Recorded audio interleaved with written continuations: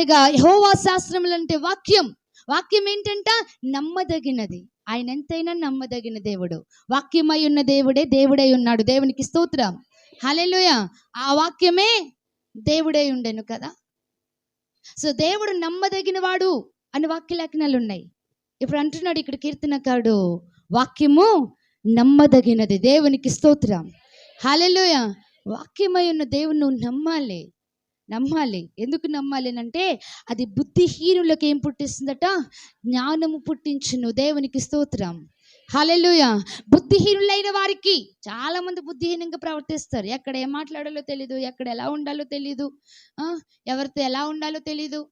వీళ్ళు వింటారేమో, వీళ్ళు బాధపడతారేమో, లేకపోతే ఒకళ్ళు నా మాటల ద్వారా నొచ్చుకుంటారేమో అన్నది ఏమి ఉండదు. నాకేదొస్తే అది మాట్లాడేస్తాను అన్నట్లుగా కొంతమంది ఉంటారు.